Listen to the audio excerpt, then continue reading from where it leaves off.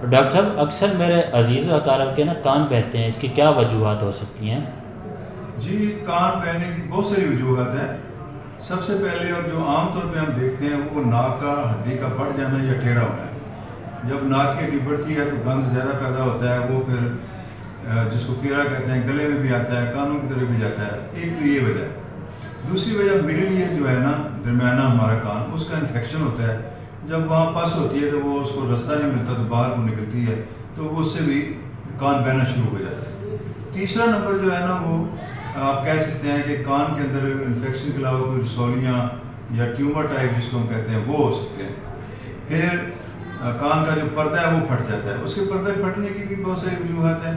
کوئی pressure changes آ جاتی ہیں سڈن، جیسے جہاز میں لوگ سفر کرتے ہیں تو کوئی بہت زیادہ نائز، جب شور کوئی بندوق قریب چلا دیتا ہے تو اس سے ہو سکتا ہے، یا کوئی چوٹ لگ جائے تو اس سے بھی ہو جاتا ہے۔ اس کے علاوہ اگلی جو وجہ ہو سکتی ہے وہ سویمر جو ہیں، یہ جو تیراکی کرتے ہیں لوگ، پانی پڑ جاتا ہے اس میں، تو وہ بھی وجہ ہے۔ کچھ لوگوں کی جلد ایسی ہوتی ہے کہ باقی جگہ پہ بھی دل میں جس میں پرابلم ہوتا ہے وہ جگہ بھی ایسی ہوتی ہے۔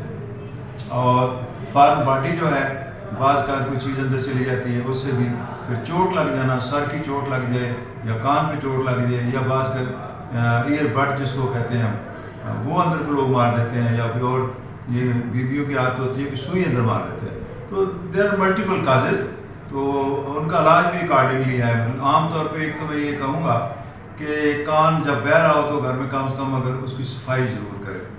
دوسرا، اگر اس کو بخار ہے، کوئی اور مسئلہ ہے تو اس کو انفیکشن ہے، کوئی اینٹی بائیوٹک دینی چاہیے۔ تو ایک جو سب سے اہم اور تھوڑی ڈینجرس ہے وہ ہے کلسٹیٹوما۔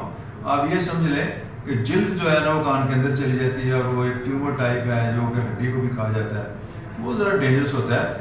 تو اس لیے ڈاکٹر سے مشورہ اگر نہیں رہا ہمارا سمپل میسر سے، تو ڈاکٹر سے مشورہ کرنا چاہیے۔